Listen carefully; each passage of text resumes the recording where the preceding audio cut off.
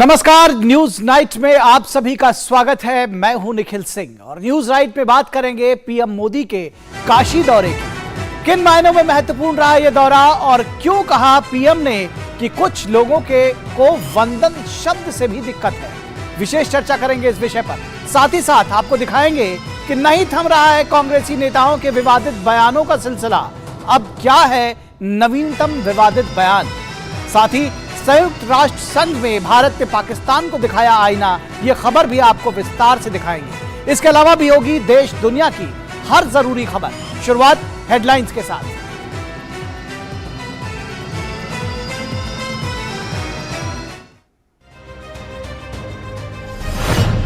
प्रधानमंत्री नरेंद्र मोदी ने अपने संसदीय क्षेत्र वाराणसी को दी कई विकास परियोजनाओं की सौगात। 16 अटल आवासीय विद्यालय का लोकार्पण और अंतर्राष्ट्रीय क्रिकेट स्टेडियम का किया शिलान्यास। काशी सांसद सांस्कृतिक महोत्सव के समापन समारोह में की शिरकत।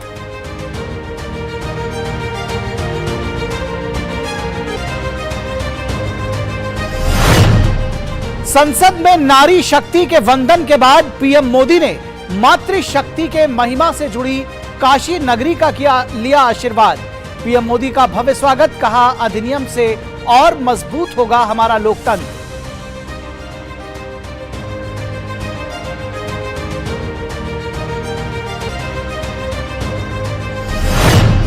प्रधानमंत्री ने अंतर्राष्ट्रीय अधिवक्ता सम्मेलन 2023 का किया उद्घाटन। कहा सरल भाषा में हो कानून ताकि आम लोगों को मिल सके ज्यादा से ज्यादा लाभ। विकसित भारत के लिए मजबूत और स्वतंत्र न्याय तंत्र जरूरी।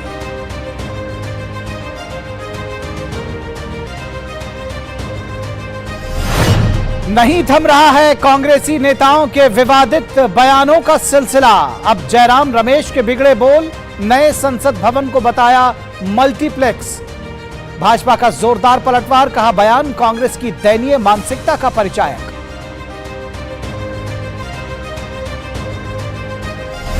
संयुक्त राष्ट्र संघ में भारत ने पाकिस्तान को दिखाया आईना। घरेलू मामलों में दखल न देने की दी चेतावनी। कहा पाकिस्तान करता है संयुक्त राष्ट्र के मंच का दुरुपयोग। जम्मू कश्मीर को बताया अभिन्न अंग और अविभाज्य भारत का हिस्सा।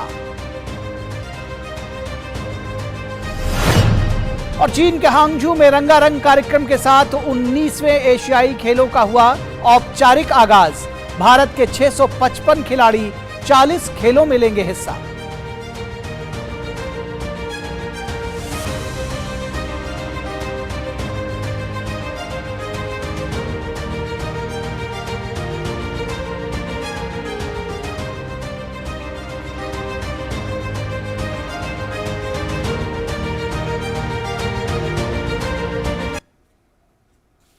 तो सबसे पहले बात प्रधानमंत्री के काशी दौरे की। प्रधानमंत्री ने उत्तर प्रदेश में लगभग 1115 करोड़ रुपए की लागत से निर्मित 16 अटल आवासीय विद्यालय राष्ट्र को समर्पित किए। वाराणसी सिगरा स्थित रुद्राक्ष सेंटर से उन्होंने इन सभी विद्यालयों का शुभारंभ किया। उत्तर प्रदेश में बनाए गए 16 अटल आवासीय विद्यालयों का प्रधानमंत्री नरेंद्र मोदी ने उद्घाटन किया। ये प्रदेश के अलग अलग मंडल में स्थित हैं। इन स्कूलों में विशेष रूप से श्रमिकों के बच्चों और कोरोना काल में अपने मां बाप को खो चुके निराश्रित बच्चों को निःशुल्क शिक्षा दी जाती है। ये स्कूल 10 से 15 एकड़ में बनाए गए हैं और यहाँ कक्षा 6 से लेकर 12वीं तक की पढ़ाई होगी। समाज के जो सबसे कमजोर वर्ग हैं उनके बेटे बेटियों के लिए किया गया काम है और इससे उनको अच्छी शिक्षा मिलेगी, संस्कार मिलेंगे, आधुनिकतम शिक्षा मिलेगी। जिन लोगों की कोरोना में दुखद मृत्यु हो गई उनके बच्चों को भी इन आवासीय विद्यालयों में निःशुल्क पढ़ाया जाएगा। कोर्स के साथ साथ संगीत, कला, क्राफ्ट, कंप्यूटर और स्पोर्ट्स के लिए भी शिक्षक होंगे। इन स्कूलों में हॉस्टल की व्यवस्था, आधुनिक तकनीक, स्मार्ट क्लासेस, सब कुछ होगा। खेल का मैदान, कैंटीन, मिनी ऑडिटोरियम की भी इन स्कूलों में व्यवस्था है। प्रधानमंत्री नरेंद्र मोदी ने कहा कि सभी को गुणवत्तापूर्ण शिक्षा उपलब्ध कराए जाने के लिए मौजूदा सरकार प्रतिबद्ध है। उन्होंने खेद जताया कि वोट की राजनीति और स्वार्थ की वजह से देश के कई राज्य सही दिशा में काम नहीं कर पा रहे हैं। ये जो कंस्ट्रक्शन वर्कर्स होते हैं, जो कभी ये गांव दूसरे गांव ऐसे काम करते हैं, तो उन बच्चों की पढ़ाई छूट जाती है और उसके लिए एक बजट रखा जाता है। ये पैसे सभी राज्यों के पास है और भारत सरकार ने पूरी की पूरी उनको छूट देके रखी है, लेकिन ज्यादातर राज्य वोट मिलने वाले कामों के लिए उन पैसों को खपा रहे हैं, जबकि योगी जी ने, और मेरी बात तो बहुत पहले हुई थी लेकिन उन्होंने मन में रखा और आज और ये बच्चे इतने तैयार होंगे ना, उस परिवार को फिर मजदूरी करने की नौबत ही नहीं रहेगी। इस मौके पर सीएम योगी आदित्यनाथ ने कहा कि प्रदेश के सभी मंडलों में अटल आवासीय विद्यालय खोलने की दिशा में सरकार काम कर रही है। 18 अटल आवासीय विद्यालय जो प्रदेश के अंदर पहला सत्र उनका प्रारंभ हो चुका है, उनमें से 16 तो बनकर के पूरी तरह तैयार हो चुके हैं। अगले 2 महीने के अंदर और पूरे तैयार हो जाएंगे, तो 18 अटल आवासीय विद्यालयों में पहला सत्र प्रारंभ हुआ है। एक अटल आवासीय विद्यालय की क्षमता 1000 बच्चों की होगी। ये विद्यालय वंचितों के जीवन में उजाला लेकर आएंगे। ऐसे बच्चे भी विश्व स्तरीय शिक्षा पा सकेंगे जिनके लिए इसकी कल्पना करना भी मुश्किल था। वाराणसी से हरिकेश बहादुर सिंह के साथ ब्यूरो रिपोर्ट, डीडी न्यूज। कला और संस्कृति की नगरी काशी में अब विश्वस्तरीय खेल सुविधाएं भी होंगी। काशी दौरे पर गए पीएम मोदी ने अंतर्राष्ट्रीय क्रिकेट स्टेडियम की आधारशिला रखी। 30 एकड़ से अधिक क्षेत्र में फैले इस स्टेडियम पर लगभग 450 करोड़ रुपए की लागत आएगी। विशेष बात है कि वाराणसी के इस स्टेडियम की विषयगत वास्तुकला की प्रेरणा भगवान शिव से ली गई है। आज फिर से बनारस आवे का मौका मिलल हो, जोन आनंद बनारस में मिलला ओकर व्याख्या असंभव है। एक बार फिर बोलिए, ओम नमः पार्वती पतये हर हर महादेव।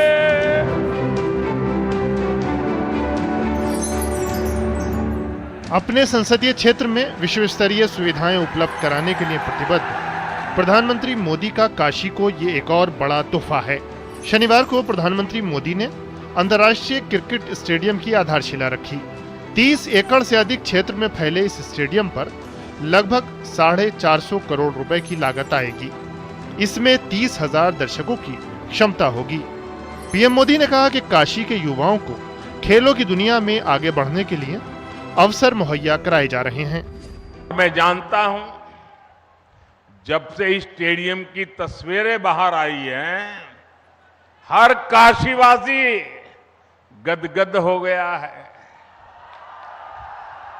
महादेव की नगरी में ये स्टेडियम, उसकी डिजाइन स्वयं महादेव को ही समर्पित है।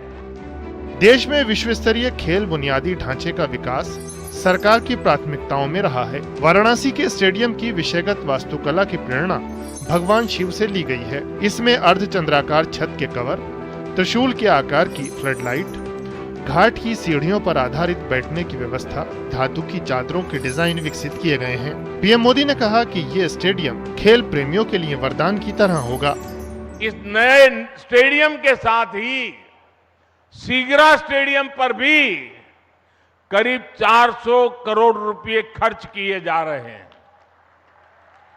सीगरा स्टेडियम में 50 से अधिक खेलों के लिए जरूरी सुविधाएं विकसित की जा रही है। और इसकी एक और खास बात है, ये देश का पहला बहुस्तरीय स्पोर्ट्स कॉम्प्लेक्स होगा जो दिव्यांग जनों को ध्यान में रखकर बनाया जा रहा है। देश में खेलों को बढ़ावा देने की दिशा में उठाए जा रहे कदमों का उल्लेख करते हुए पीएम मोदी ने कहा कि समाज में खेलों को लेकर सोच बदली है। पीएम ने कहा कि खेलों को बढ़ावा देने की दिशा में सरकार लगातार प्रयास कर रही है। हमने स्पोर्ट्स को युवाओं की फिटनेस और युवाओं के रोजगार और उनकी कैरियर से जोड़ा है। 9 वर्ष पहले की तुलना में इस वर्ष केंद्रीय खेल बजट 3 गुना बढ़ाया गया है। खेलो इंडिया प्रोग्राम के बजट में तो पिछले वर्ष की तुलना में लगभग 70% वृद्धि की गई है। इससे पहले स्टेडियम का शिलान्यास करने पहुंचे पीएम मोदी का काशी ने दिल खोलकर स्वागत किया। लोगों ने पीएम मोदी का गर्मजोशी से अभिनंदन किया। पीएम ने हाथ हिलाकर लोगों का अभिवादन किया और इस प्रेम के लिए आभार जताया। हरिकेश बहादुर और तापस भट्टाचार्य के साथ ब्यूरो रिपोर्ट, डीडी न्यूज। और नारी शक्ति वंदन अधिनियम को लेकर प्रधानमंत्री मोदी के स्वागत और अभिनंदन का सिलसिला जारी है। अपने संसदीय क्षेत्र काशी पहुंचे पीएम मोदी का संपूर्णानंद संस्कृत विश्वविद्यालय परिसर में आयोजित कार्यक्रम में भव्य स्वागत किया गया। इस मौके पर पीएम मोदी ने कहा कि नारी शक्ति वंदन अधिनियम एक व्यापक विजन वाला कानून है। इससे हमारा लोकतंत्र और मजबूत होगा, लेकिन कुछ लोगों को वंदन शब्द से भी दिक्कत है। शिव की नगरी काशी, जहाँ के कड़कड़ में मातृ शक्ति समाहित है। माता कूष्मांडा, श्रृंगार गौरी, माता अन्नपूर्णा, माँ गंगा की पावन नगरी काशी, रानी लक्ष्मीबाई की जन्मभूमि भी काशी। और जब देश की संसद ने ऐतिहासिक कदम उठाते हुए नारी शक्ति का वंदन किया तो पीएम मोदी सबसे पहले आशीर्वाद लेने मातृ शक्ति की महिमा से जुड़ी इसी नगरी और अपने संसदीय क्षेत्र वाराणसी पहुंचे। नारी शक्ति वंदन अभिनंदन कार्यक्रम को संबोधित करते हुए प्रधानमंत्री नरेंद्र मोदी ने कहा कि नारी शक्ति वंदन अधिनियम ने इस बार दुर्गा पूजा के उत्साह को और भी कई गुना बढ़ा दिया है। पीएम मोदी ने कहा कि नारी शक्ति के आगे वो दल भी झुकने पर मजबूर हुए हैं जो इस विधेयक को दशकों से लटकाए हुए थे। ऐसा इसलिए संभव हो पाया कि पिछले 9 सालों में महिलाओं के उत्थान के लिए जो काम किए गए हैं उसका परिणाम है महिलाएं एक बड़ी शक्ति के रूप में उभरी हैं। 3 दशकों से ये कानून लटका हुआ था, लेकिन आज ये आपकी ही ताकत है कि संसद के दोनों सदनों में ऐसी पार्टियों को इसका समर्थन में आना पड़ा जो पहले इसका भरपूर विरोध करते थकते नहीं थे। पीएम मोदी ने कहा कि हमें एक ऐसा समाज तैयार करना है जिसमें किसी नारी को आगे बढ़ने के लिए किसी की भी जरूरत ना पड़े, इसलिए नारी शक्ति वंदन अधिनियम लाया गया है। पीएम मोदी ने कहा कि कुछ लोगों को वंदन शब्द से दिक्कत है। माताओं बहनों को वंदन नहीं करेंगे तो क्या करेंगे? ये लोग नहीं समझ पाते कि नारी के वंदन का, उसके सम्मान का अर्थ क्या है। लेकिन हमें इस तरह की नकारात्मक सोच से बचते हुए अपने लक्ष्य पर फोकस करना है। प्रधानमंत्री नरेंद्र मोदी ने कहा कि हमारा देश शुरू से ही पुरुष प्रधान रहा है, लेकिन जब से हमारी सरकार बनी है, खेल के मैदान से लेकर राफेल उड़ाने तक महिलाओं को अपनी प्रतिभा दिखाने का मौका मिला है। जब महिलाओं को समान अवसर मिलते हैं तो विकास को कितनी गति मिलती है, हमारा बनारस इसका साक्षी है। हमारे यहां महिलाओं के नाम संपत्ति रखने की परंपरा कम ही रही है। गाड़ी खरीदनी हो तो पुरुष के नाम, जमीन खरीदनी हो तो पुरुष के नाम, हमारे यहां यही चला करता था।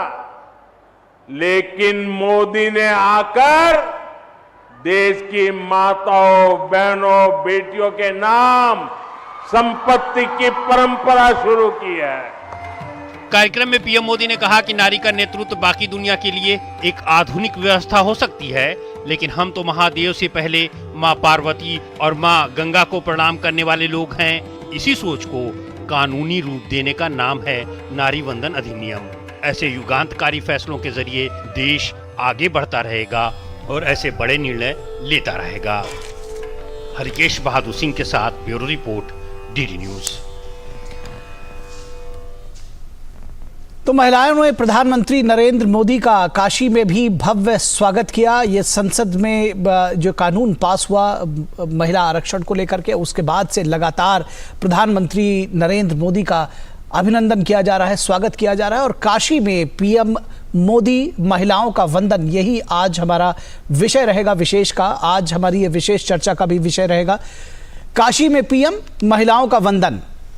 ये आज का हमारा विशेष का विषय है, काशी में पीएम महिलाओं का वंदन। और किस तरह से ये जो वंदन अभिनंदन है, इसमें थोड़ी राजनीति भी है। किस तरह से जो तमाम जो दूसरे दल के लोग हैं वो इसमें श्रेय लेने की भी एक होड़ सी मची हुई है, इस पर भी हम चर्चा करेंगे। हमारे साथ दो खास मेहमान जुड़े हुए हैं। अनिल कुमार बंसल जो कि वरिष्ठ पत्रकार हैं। बंसल साहब, बहुत स्वागत है आपका। और डॉक्टर नूपुर तिवारी जो कि professor rural and Panchayati Raj development IIPA and special director national tribal research institute.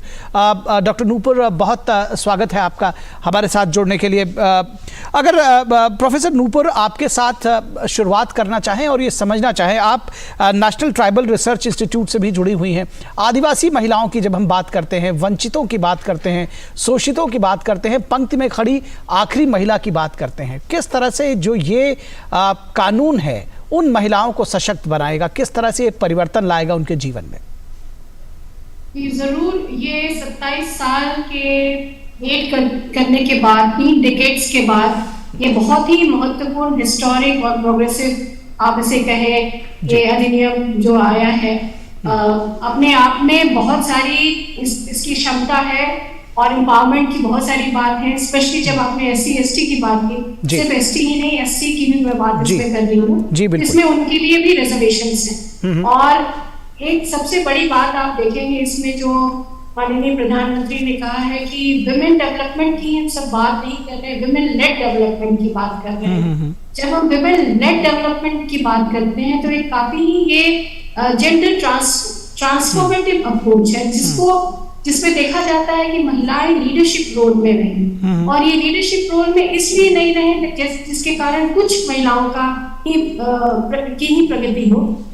इसका बेसिक मसला यही है कि महिला जो है वो सबसे ज्यादा अपने वुमेन से रिलेटेड जो उनकी नीड है, वो इक्वालिटी है, या फिर जो उनके प्रोग्रेस से रिलेटेड जो भी उनकी वुमेन रिलेटेड गुड्स हैं, उसकी सबसे ज्यादा सोच वो रखती है। और एक महिला अगर डिसीजन मेकिंग पावर में रहे एज अ लीडर, और इतने हाई लेवल पर एक पार्लियामेंट में अगर लीडर रहे, तो जितनी डेवलपमेंट महिला से रिलेटेड हो सकती है और वो मार्जिनलाइज सेक्शन से हो सकती है, शायद इससे बड़ी किसी तरह की हिस्टोरिक स्टेप नहीं हो सकता है। मैं आपको एक उदाहरण भी देती हूँ, क्योंकि ये पंचायती राज सिस्टम में सबसे पहले रिजर्वेशन इतने मास स्केल में आया था, और उसमें सबसे ज्यादा जो लाभान्वित हुई थी महिलाएं, वो ST and SC के लोग हुए थे, सबसे ज्यादा मार्जिनलाइज और रिमोट एरियाज में। और वो सिर्फ एक अच्छे तादाद में ही नहीं आए थे, बल्कि उसमें देखा गया था कि काफी यंग जो वुमेन है, जो कि प्रोग्रेस और डेवलपमेंट में जिनका काफी महत्वपूर्ण रोल हो सकता है, वो काफी तादाद पे आई थी। तो ये जो SC ST की आप बात कर रहे हैं, इन महिलाओं को इससे बहुत ही फायदा होगा और वो खुद ही अपनी डेवलपमेंट निर्धारित करेंगी। जी, निश्चित तौर पर। अनिल जी, आपसे समझना चाहेंगे, जब हम इससे जुड़ी राजनीति की बात करते हैं, आपने देखा कि पिछले 27 वर्षों से ये बिल लटका हुआ था और प्रधानमंत्री के शब्दों में लटकाने, अटकाने, भटकाने की तमाम कोशिशें की जा रही थी। और जब ये अब कानून का रूप ले रहा है, तो ऐसे में इसमें श्रेय लेने की होड़ लग गई है। आपने सुना राहुल गांधी ने जिस तरह से कहा कि इसको तुरंत लागू किया जाए, इस पर तमाम जो दूसरी पार्टियां हैं वो भी भ्रम फैलाने की कोशिश कर रहे हैं। किस तरह से देखते हैं इस पूरी कवायद को? देखिए, आप जानते हैं कि ये 30 साल से मामला लटका हुआ था, तो जब अब ये हुआ है तो जाहिर सी बात है उनको लगता है कि ये इसका श्रेय बीजेपी न ले जाए या प्रधानमंत्री मोदी न ले जाए, तो वो अपनी जो भी जिसकी भूमिका रही है उसको ये इस मंशा से याद दिलाना चाहते हैं, क्योंकि 2024 का लोकसभा चुनाव नजदीक है। पर प्रधानमंत्री ने कहा कि ये किसी के श्रेय लेने का विषय नहीं है, विषय महिलाओं को अधिकार देने का है। और हम देख रहे हैं कि आज जो नारी के साथ भेदभाव है वो काफी हद तक दूर हुआ है। देखिए अभी जो शॉर्ट सर्विस कमीशन से महिलाएं भर्ती होती थी आर्मी में, उनको परमानेंट कमीशन मिलने लगा है, जो पहले नहीं मिलता था। इसके अलावा राफेल तक हमारी एयरफोर्स में लड़ाकू विमान महिलाएं उड़ा रही हैं। तो फिर ये जो राजनीति में है, क्योंकि हम जानते हैं कि अभी जितनी संख्या, अगर हम आधी आबादी की बात करते हैं तो कायदे से तो महिलाओं को 50% के आसपास होना चाहिए, लेकिन उतनी नहीं है।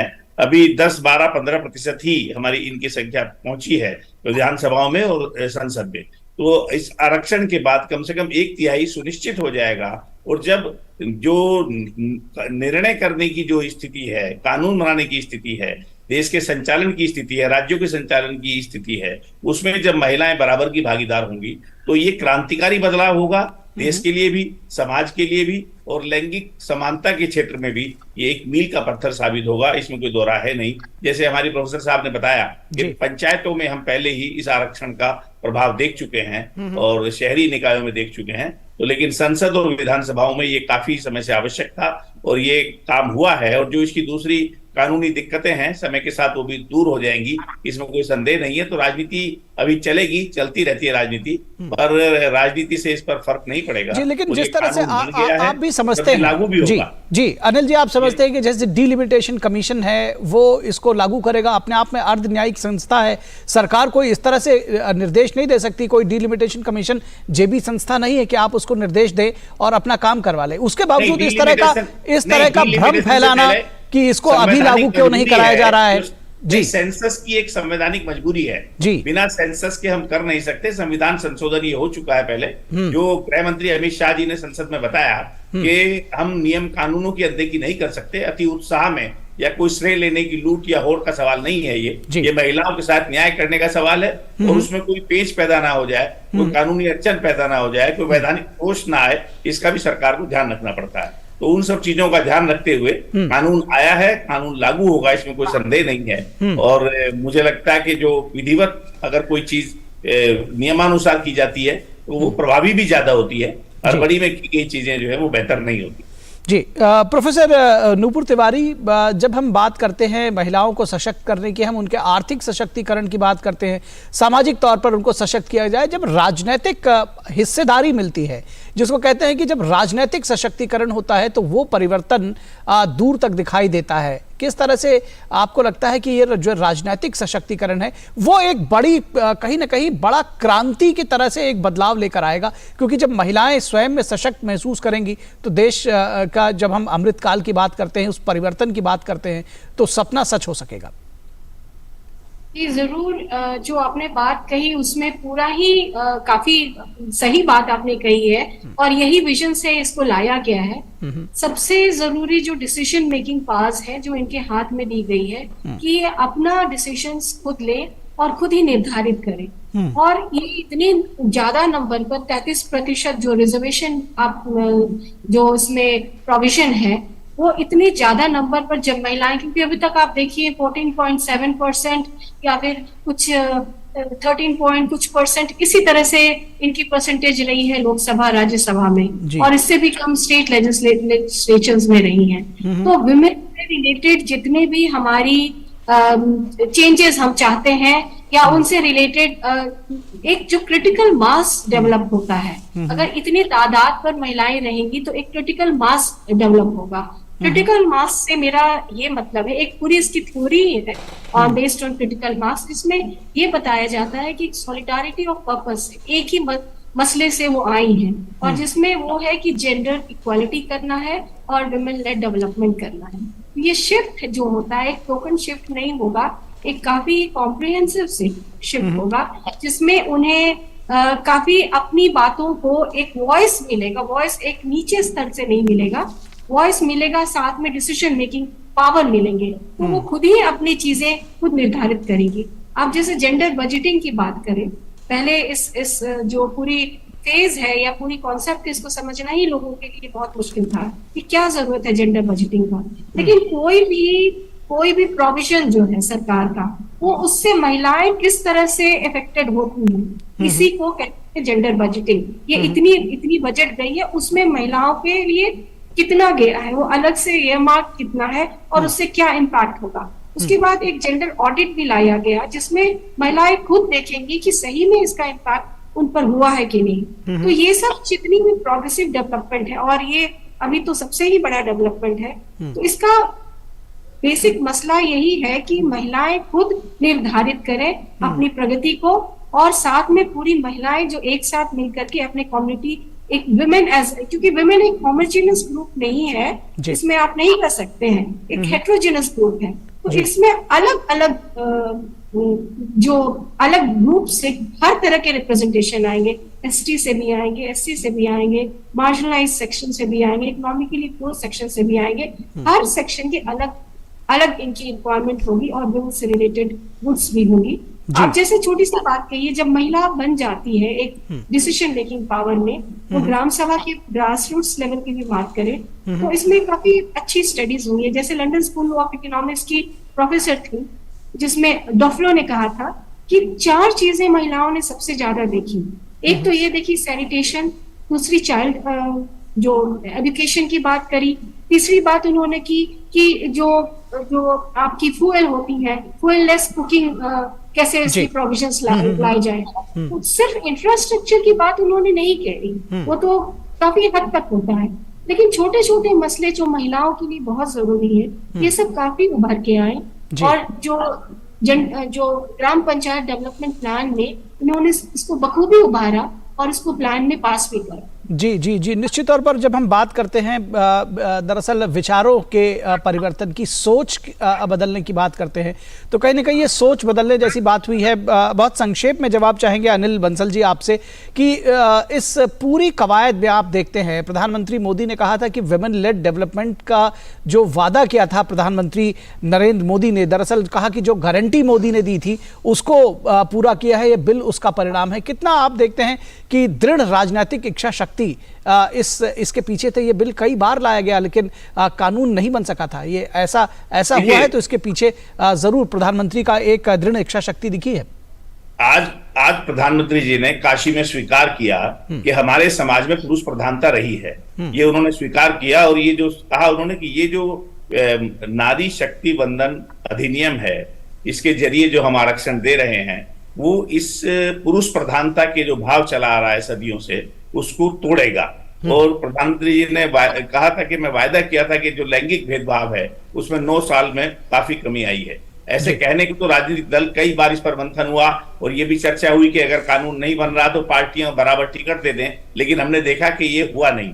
तो निश्चित रूप से जब तक कानूनी स्वरूप नहीं चलता तब तक कोई उसकी मान्यता बाध्यता नहीं होती। तो पार्टियों ने महिलाओं को ये था कि 33% वो टिकट दें अगर आरक्षण नहीं दे पा रहे, लेकिन कोई भी दल ऐसा नहीं कर पाया। तो ये निश्चित रूप से आवश्यक था कि ये आरक्षण हो, और इसको जिस दृढ़ निष्ठा के साथ और जिस मजबूती के साथ, तो देखिए ऐसा संभव नहीं होता देर तक चलाकर 2-3 दिन। और जो आज उन्होंने जिक्र भी किया, परिस्थितियां जो भी बनी, जो भी उन्होंने उनका अपना सामंजस्य है, राजनीतिक कौशल है और रणनीति है, उस सब के दम पर इतने व्यापक संसद के समर्थन के साथ ये विधेयक पारित हुआ है, ये कम बड़ी उपलब्धि नहीं है।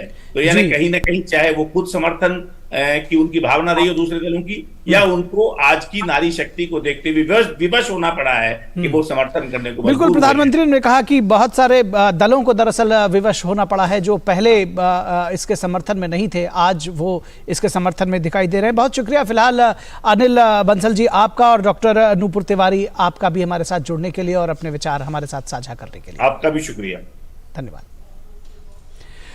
और प्रधानमंत्री ने काशी सांसद सांस्कृतिक महोत्सव के समापन समारोह में शिरकत की। प्रधानमंत्री ने कहा कि देश दुनिया के पर्यटकों के लिए काशी आकर्षण का केंद्र बनेगा।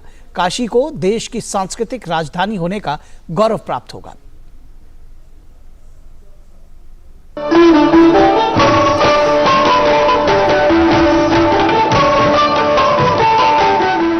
काशी की तो गली गली में गीत गूंजते हैं।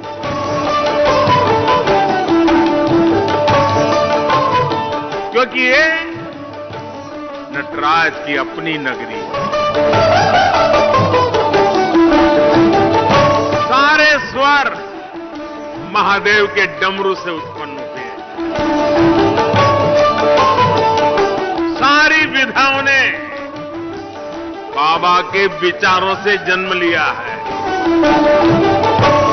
ये 7 वार और 9 त्योहार वाली मेरी काशी में कोई भी उत्सव गीत संगीत के बिना पूरा हो ही नहीं सकता।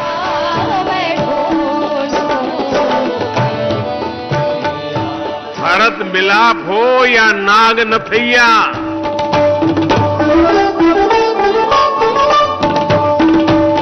संकट मोचन का संगीत समारोह हो या देव दीपावली पर यहाँ सब कुछ सुरों में समाया हुआ है।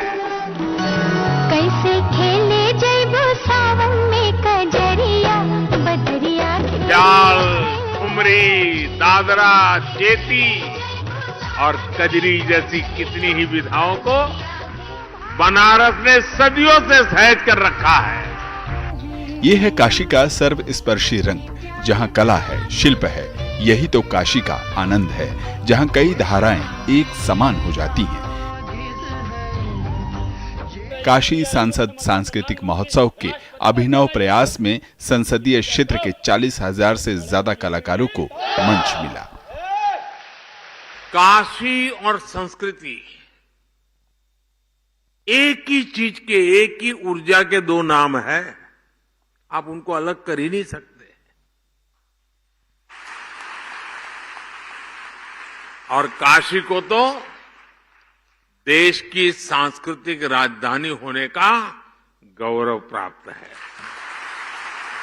काशी सांसद सांस्कृतिक महोत्सव के तहत 51,000 ऑनलाइन और 7,000 ऑफलाइन पंजीकरण हुए थे। न्याय पंचायत पर 41 स्थानों पर प्रतियोगिताओं का आयोजन हुआ। निर्णायक प्रतियोगिता के बाद प्रधानमंत्री ने जनपद स्तर के विजयी कलाकारों को पुरस्कृत किया। इसी के साथ काशी सांसद सांस्कृतिक महोत्सव का समापन हो गया। काशी के रुद्राक्ष सेंटर में कार्यक्रम आयोजित हुआ, जिसमें प्रधानमंत्री ने निर्णायक मंडल से भी मुलाकात की। नाट्य, संगीत, गायन के भव्य आयोजन के बाद अब वाराणसी संसदीय क्षेत्र के नगर और 3 ब्लॉक में 15 अक्टूबर से 5 नवंबर के बीच सांसद खेलकूद प्रतियोगिता का भी आयोजन किया जाएगा। इसमें 5 आयु वर्ग के विभिन्न खिलाड़ी भाग ले सकेंगे और 27 प्रकार के खेल इसमें शामिल होंगे। प्रधानमंत्री ने इस मौके पर पोर्टल, वेबसाइट और QR कोड का उद्घाटन किया। सांसद खेल प्रतियोगिता हो, सांसद सांस्कृतिक महोत्सव हो, काशी में नई परंपराओं की ये तो शुरुआत है। अब यहां काशी सांसद ज्ञान प्रतियोगिता का भी आयोजन किया जाएगा। सांस्कृतिक विरासत को सहेजने की बात हो या किसानों को मजबूत करने के लिए डेयरी, गोदाम और उन्हें बाजार उपलब्ध कराने की, या फिर शहर की इंफ्रा को दुरुस्त करना हो, या बात नए इंफ्रा निर्माण की हो, प्रधानमंत्री के सांसद बनने के बाद वाराणसी का कायाकल्प अब नजर आने लगा है। 2014 में जब मैं यहां आया था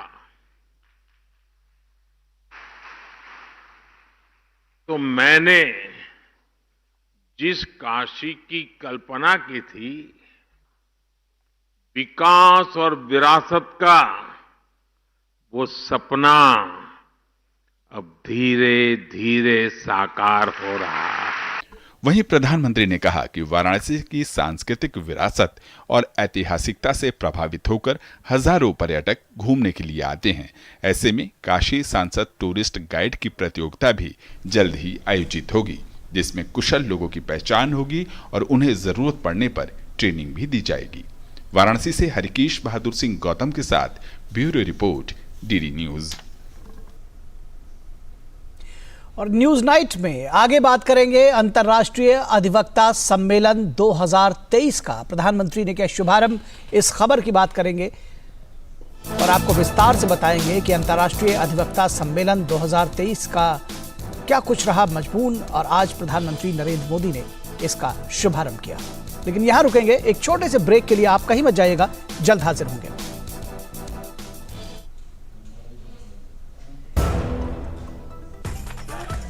मैं क्या जी सब जानते हैं, जहां देखे मारियो, अपना समझ के खा लियो। होंगे बच्चे स्वस्थ भले फूलेगा बचपन, इन्हें पिलाओ मुगली घुट्टी 555।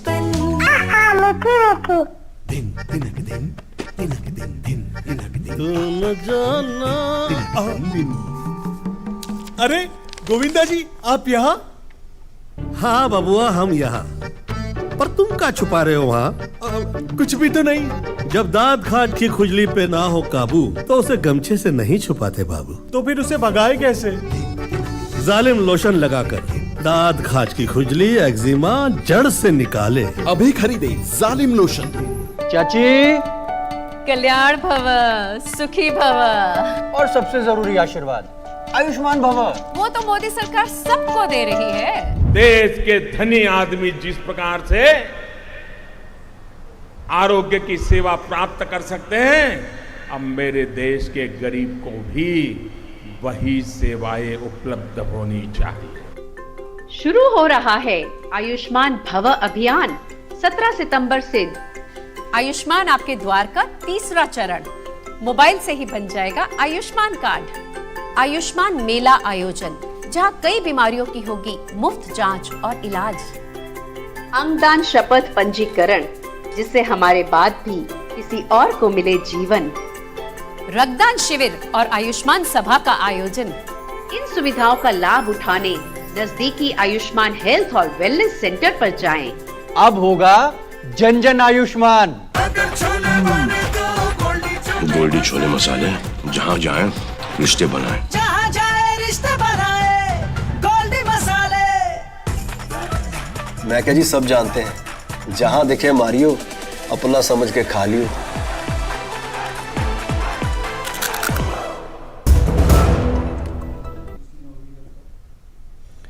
ब्रेक के बाद एक बार फिर आप सभी का स्वागत है। और प्रधानमंत्री नरेंद्र मोदी ने आज नई दिल्ली में अंतर्राष्ट्रीय अधिवक्ता सम्मेलन 2023 का शुभारंभ किया।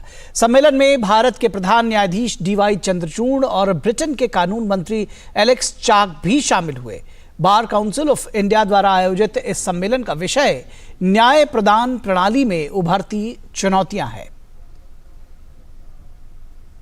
प्रधानमंत्री नरेंद्र मोदी ने कानूनों को आसान भाषा में मुहैया कराने को न्याय सुनिश्चित करने की दिशा में एक अहम कदम बताया है। पीएम मोदी ने कहा कि आम व्यक्ति अदालतों में इस्तेमाल की जाने वाली तकनीकी भाषा नहीं समझता है। अगर कानून सरल भाषा में भी उपलब्ध हो तो इससे आम लोगों को बहुत फायदा होगा। पहले किसी भी लॉ के ड्राफ्टिंग बहुत कॉम्प्लेक्स होती थी। सरकार के तौर पर अब हम भारत में नए कानून, जैसा मैंने आपको कहा, 2 प्रकार से, और जितना ज्यादा हम सरल बना सके और हो सके उतना भारतीय भाषाओं में उपलब्ध करा सके, उस दिशा में हम बहुत सिंसियरली प्रयास कर रहे हैं। प्रधानमंत्री ने कहा कि यह सम्मेलन उस दौर में हो रहा है जब भारत में कई ऐतिहासिक कदम उठाए गए हैं। हाल ही में महिला आरक्षण बिल संसद से पारित हुआ है। भारत ने G20 की शानदार मेजबानी की है और पहली बार किसी देश ने चंद्रमा के दक्षिणी ध्रुव पर कदम रखा है। ऐसी अनेक उपलब्धियों के आत्मविश्वास से भरा भारत आज 2047 तक विकसित होने के लक्ष्य के लिए मेहनत कर रहा है और निश्चित तौर पर इस लक्ष्य की प्राप्ति के लिए भारत को एक मजबूत, निष्पक्ष, स्वतंत्र न्यायिक व्यवस्था का आधार चाहिए। सीजेआई डॉक्टर डीवाई चंद्रचूड़ ने कहा कि सभी को न्याय सुनिश्चित करने के लिए कार्यपालिका और न्यायपालिका दोनों अपनी भूमिकाएं जिम्मेदारी से निभा रही हैं। उन्होंने कहा कि अलग अलग विचारधारा के बावजूद जिस तरह महिला आरक्षण विधेयक पारित किया गया, यह गर्व का विषय है और सभी को इससे प्रेरणा लेनी चाहिए। The drafting of the Constitution by the Constituent Assembly is also a classic example of engaging beyond partisan lines individuals from different regions of India, diverse backgrounds, and even conflicting ideologies came together to draft the Constitution in one voice. We find the same bipartisan effort, and this is something to which we as citizens of India must be proud, has gone into the passing of the Women's Reservation Bill recently in Parliament. यह देश में अपनी तरह का पहला सम्मेलन है जिसमें दुनिया भर से वकील और न्याय व्यवस्था से जुड़े लोग हिस्सा ले रहे हैं। सम्मेलन में राष्ट्रीय और अंतर्राष्ट्रीय महत्व के मुद्दों पर विचार किया जा रहा है। कानूनी विषयों पर अंतर्राष्ट्रीय सहयोग और समझ को मजबूत करने के लिए इसे बेहद अहम माना जा रहा है। विकास सारथी, डीडी न्यूज, दिल्ली। और यहाँ रुकेंगे एक छोटे से ब्रेक के लिए, लेकिन ब्रेक के बाद जब वापस लौटेंगे तो आपको बताएंगे कि कांग्रेस नेताओं के बिगड़े बोल क्या कुछ कह रहे हैं कांग्रेस के नेता और किस तरह से उनके बोल बिगड़े हैं, ये दिखाएंगे आपको ब्रेक के बाद।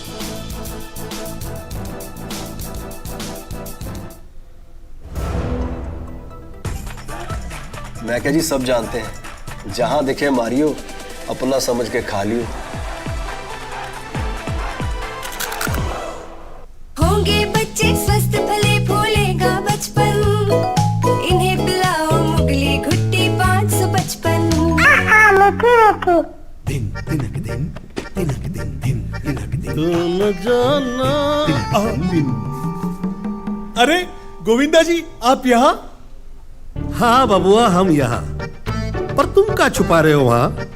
कुछ भी तो नहीं। जब दांत खाट की खुजली पे ना हो काबू तो उसे गमछे से नहीं छुपाते बाबू। तो फिर उसे भगाए कैसे? जालिम लोशन लगाकर दांत खाट की खुजली, एक्जिमा जड़ से निकाले। अभी खरीदे जालिम लोशन। चाची, कल्याण भव, सुखी भव, और सबसे जरूरी आशीर्वाद, आयुष्मान भव। वो तो मोदी सरकार सबको दे रही है। देश के धनी आदमी जिस प्रकार से आरोग्य की सेवा प्राप्त कर सकते हैं, अब मेरे देश के गरीब को भी वही सेवाएं उपलब्ध होनी चाहिए। शुरू हो रहा है आयुष्मान भव अभियान 17 सितंबर से। आयुष्मान आपके द्वार का तीसरा चरण। मोबाइल से ही बन जाएगा आयुष्मान कार्ड। आयुष्मान मेला आयोजन, जहां कई बीमारियों की होगी मुफ्त जांच और इलाज। अंगदान शपथ पंजीकरण, जिससे हमारे बाद भी किसी और को मिले जीवन। रक्तदान शिविर और आयुष्मान सभा का आयोजन। इन सुविधाओं का लाभ उठाने नजदीकी आयुष्मान हेल्थ और वेलनेस सेंटर पर जाएं। अब होगा जन जन आयुष्मान। गोल्डी छोले मसाले, जहाँ जाए रिश्ते बनाए, जहाँ जाए रिश्ते बनाए, गोल्डी मसाले। मैं क्या जी सब जानते हैं, जहां दिखे मारियो, अपना समझ के खा लियो।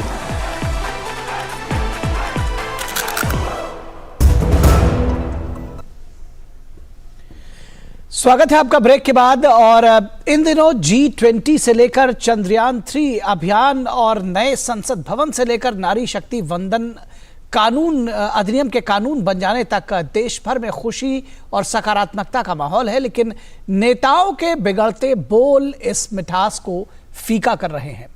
कांग्रेस नेताओं के अपमानजनक बयानों का सिलसिला जारी है। कोई नए संसद भवन को मोदी मल्टीप्लेक्स करार दे रहा है तो कोई दूसरा पीएम मोदी पर अपमानजनक टिप्पणी कर रहा है। देखिए ये विशेष रिपोर्ट। कांग्रेस नेताओं के बिगड़ते बोलों और अपमानजनक बयानों का सिलसिला लगातार जारी है। एक तरफ जहां नए संसद भवन ने नारी वंदन विधेयक पारित करके नया इतिहास रच दिया है, तो वहीं कांग्रेस सांसद जयराम रमेश ने शनिवार को नए संसद भवन को मोदी मल्टीप्लेक्स करार दिया। उन्होंने यहां तक कह दिया कि 2024 में जब सत्ता बदलेगी तो संसद भवन की नई इमारत का बेहतर इस्तेमाल किया जाएगा। दूसरी तरफ हरियाणा कांग्रेस के अध्यक्ष ने भी बेहद अपमानजनक टिप्पणी की है। कांग्रेस नेताओं के इन बयानों पर बीजेपी हमलावर हो गई है। बीजेपी अध्यक्ष जेपी नड्डा ने कहा कि कांग्रेस के निम्नतम स्तर के मुकाबले भी ये बेहद ही खराब मानसिकता को दिखाता है। उन्होंने इसे भारतीयों का अपमान करार दिया। बीजेपी अध्यक्ष नड्डा ने सोशल मीडिया प्लेटफॉर्म एक्स पर लिखा, कांग्रेस पार्टी के निम्नतम स्तर के हिसाब से भी ये दयनीय या कहें खराब मानसिकता है। ये 140 करोड़ भारतीयों की आकांक्षाओं के अपमान के अलावा और कुछ नहीं है। ये पहला मौका नहीं है जब कांग्रेस संसद विरोधी हुई है। उन्होंने 1975 में भी ऐसा करने की कोशिश की और इसमें वह बुरी तरह नाकाम हुए। नड्डा के अलावा केंद्रीय मंत्री गिरिराज सिंह ने भी जयराम रमेश के बयान पर नाराजगी जताई। केंद्रीय मंत्री गिरिराज सिंह ने कहा कि उनकी मांग है कि पूरे भारत में राजवंशों के गढ़ों का मूल्यांकन करने की जरूरत है।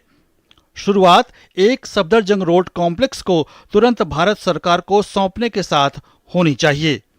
ऐसा इस बात को ध्यान में रखते हुए होनी चाहिए कि सभी प्रधानमंत्रियों को अब पीएम संग्रहालय में जगह दी गई है। दरअसल एक सफदरजंग रोड पूर्व प्रधानमंत्री इंदिरा गांधी का निवास स्थान है, जहां पर वर्तमान में इंदिरा गांधी मेमोरियल म्यूजियम मौजूद है। हरियाणा कांग्रेस अध्यक्ष के बयान पर राज्यसभा सांसद और बीजेपी प्रवक्ता सुधांशु त्रिवेदी ने कहा कि ये राजनीति में निम्नता की पराकाष्ठा है और उन्होंने सवाल किया कि कांग्रेस इस पर क्या कार्रवाई कर रही है। उदयभान जी का जो वीडियो इस समय पब्लिक डोमेन में आया है, उसे देखकर हम सब भाजपा कार्यकर्ताओं के मन में बहुत वेदना और क्षोभ उत्पन्न हो रहा है। जन सामान्य के मन में भी वेदना और क्षोभ उत्पन्न हो रहा है, क्योंकि माननीय प्रधानमंत्री जी के लिए जिस प्रकार की घटिया, अभद्र, अशोभनीय भाषा का प्रयोग किया गया है, मेरे विचार से वो भारत की राजनीति में निम्नता की पराकाष्ठा है। वैसे कांग्रेस नेताओं के आपत्तिजनक बयानों की परिपाटी रही है और उनके राष्ट्रीय अध्यक्ष से लेकर स्थानीय नेता तक इस रिवाज का बखूबी पालन करते रहे हैं। पर एक बात तय है कि मुद्दों, मामलों और समस्याओं पर बात करने के बजाय जब नेता एक दूसरे पर निजी हमले करने लगें तो यह उनकी हताशा, निराशा और कुंठा का ही परिचायक होता है। Bureau report, DD news. जब नेता एक दूसरे पर निजी हमले करने लगे तो ये उनकी हताशा, निराशा का परिचायक होता है। फिलहाल हरियाणा कांग्रेस अध्यक्ष उदय भान के बयान पर हरियाणा बीजेपी के प्रदेश प्रभारी विप्लव कुमार देव ने कहा कि ये देश के लिए बेहद शर्मनाक है और वो इसकी कड़ी निंदा करते हैं। उन्होंने कहा कि विपक्षी दल के नेताओं ने भी इस बारे में कुछ नहीं बोला है, इसलिए इस बयान के साथ कांग्रेस की असली पहचान पूरे दुनिया के सामने आ गई है। माननीय सोनिया गांधी जी से और मल्लिकार्जुन खड़गे जी से स्पष्टीकरण चाहता हूँ, देश जानना चाहता है। जो आपके हरियाणा प्रदेश अध्यक्ष ने जो शब्द का प्रयोग किया प्रधानमंत्री जी के बारे में और मुख्यमंत्री जी के बारे में हरियाणा के, इसके बारे में आपका स्पष्टीकरण देश जानना चाहते हैं। और देश में रेलवे का लगातार विकास हो रहा है। रेलवे के आधारभूत ढांचे के निर्माण के साथ ही तेजी से इसका आधुनिकीकरण भी किया जा रहा है और तेज गति की सुविधाजनक ट्रेनें चलाने का तो मानो अभियान चल पड़ा है। इस कड़ी में रविवार को 11 राज्यों की 9 नई वंदे भारत ट्रेन की सौगात मिलेगी देश को। प्रधानमंत्री नरेंद्र मोदी वीडियो कॉन्फ्रेंसिंग के जरिए 9 वंदे भारत ट्रेनों को हरी झंडी दिखाएंगे। रविवार को 11 राज्यों को 9 नई वंदे भारत ट्रेन की सौगात मिलेगी। प्रधानमंत्री नरेंद्र मोदी वीडियो कॉन्फ्रेंसिंग के माध्यम से इन ट्रेनों को हरी झंडी दिखाएंगे।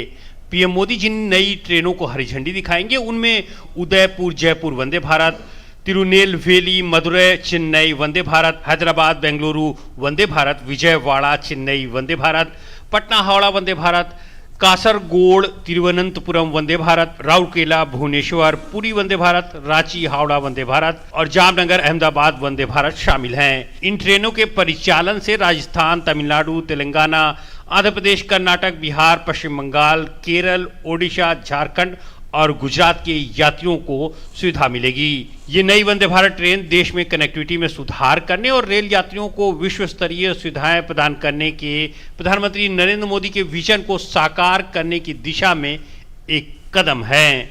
माननीय प्रधानमंत्री जी देश में 9 और नई वंदे भारत सर्विसेज चालू करेंगे, फ्लैग ऑफ करेंगे, जिससे कि तमिलनाडु में, तेलंगाना में, कर्नाटक में, केरल में, गुजरात में, बिहार में, रांची में, झारखंड में और बंगाल में और उड़ीसा में बहुत ही एक अच्छी नई सुविधा लोगों को मिलेगी। वंदे भारत ट्रेन अपने संचालन के मार्गों पर सबसे तेज गति वाली ट्रेन होंगी और इससे यात्रियों का काफी समय बच सकेगा। राउरकेला भुवनेश्वर पुरी वंदे भारत एक्सप्रेस और कासरगोड तिरुवनंतपुरम वंदे भारत एक्सप्रेस लगभग 3 घंटे जल्दी सफर तय करेंगी। हैदराबाद बेंगलुरु वंदे भारत एक्सप्रेस 2.5 घंटे से अधिक समय की बचत करेगी। वहीं तिरुनेलवेली मदुरै चेन्नई वंदे भारत एक्सप्रेस से 2 घंटे से अधिक समय की बचत होगी।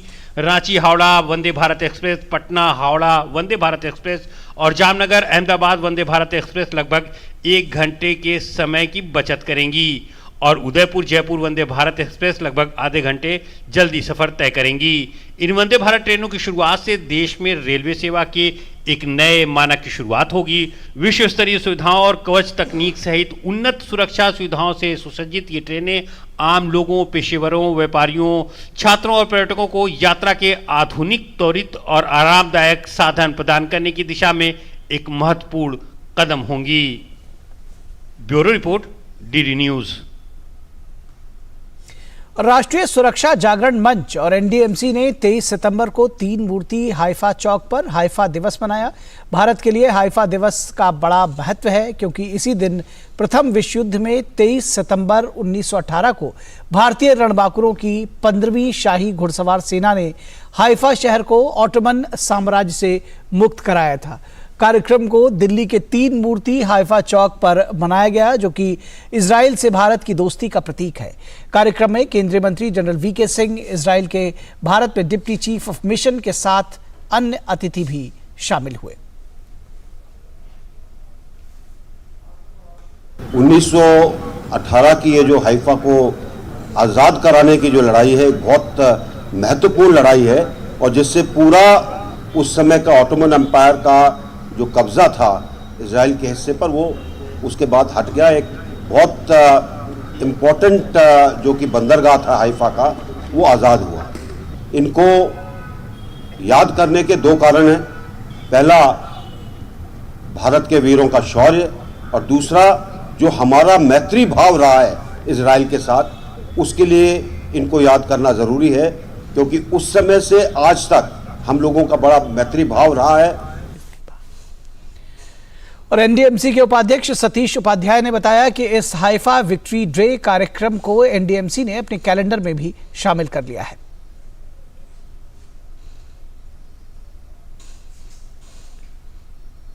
देश के जो फौज है उसके लिए एक अदम्य साहस, वीरता का प्रतीक ये प्रोग्राम है।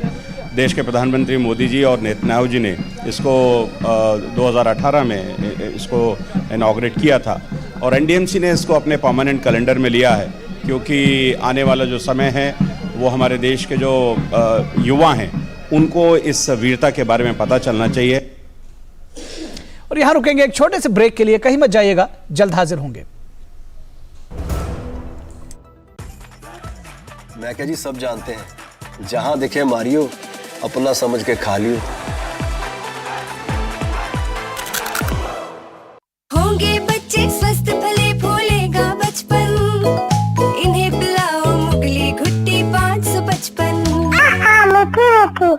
चाची, कल्याण भव, सुखी भव और सबसे जरूरी आशीर्वाद, आयुष्मान भव। वो तो मोदी सरकार सबको दे रही है। देश के धनी आदमी जिस प्रकार से आरोग्य की सेवा प्राप्त कर सकते हैं, अब मेरे देश के गरीब को भी वही सेवाएं उपलब्ध होनी चाहिए। शुरू हो रहा है आयुष्मान भव अभियान 17 सितंबर से। आयुष्मान आपके द्वार का तीसरा चरण। मोबाइल से ही बन जाएगा आयुष्मान कार्ड। आयुष्मान मेला आयोजन, जहां कई बीमारियों की होगी मुफ्त जांच और इलाज। अंगदान शपथ पंजीकरण, जिससे हमारे बाद भी किसी और को मिले जीवन। रक्तदान शिविर और आयुष्मान सभा का आयोजन। इन सुविधाओं का लाभ उठाने नजदीकी आयुष्मान हेल्थ और वेलनेस सेंटर पर जाएं। अब होगा जन जन आयुष्मान।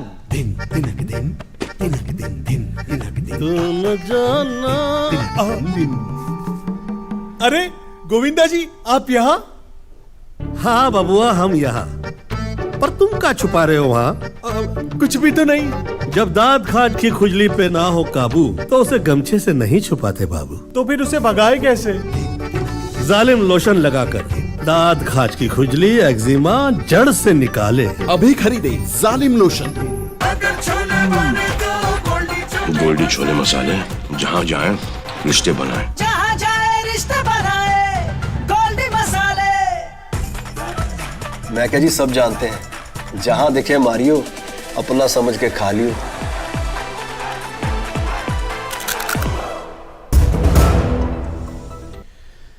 स्वागत है आपका ब्रेक के बाद। तो न्यूज नाइट के इस अंक में बस इतना ही, लेकिन आप को छोड़े जाएंगे कुछ महत्वपूर्ण खबरों के साथ, जिनको आप देखिए फटाफट अंदाज में, और हमें दीजिए इजाजत। नमस्कार।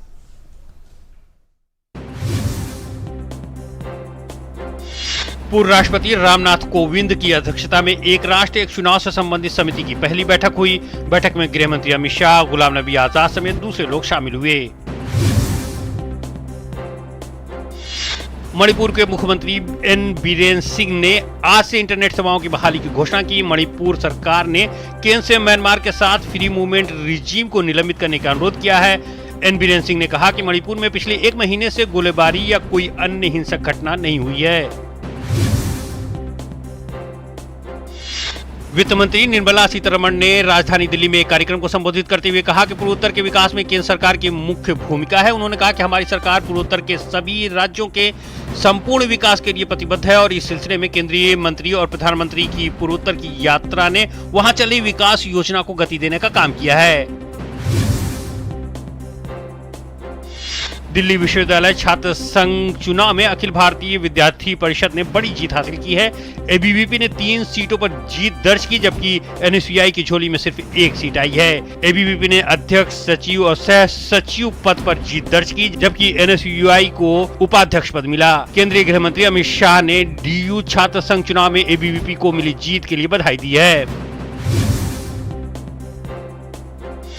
राष्ट्रीय जांच एजेंसी एनआईए ने खालिस्तानी आतंकी गुरपतवंत सिंह पन्नू की पंजाब और चंडीगढ़ की प्रॉपर्टी को जब्त कर लिया है। पन्नू प्रतिबंधित संगठन सिख फॉर जस्टिस का मुखिया है। वो कनाडा और दूसरे देशों से लगातार भारत विरोधी बातें करता रहता है। हाल ही में कनाडा भारत विवाद में उसने कनाडा में रहने वाले हिंदुओं को भी धमकी दी थी।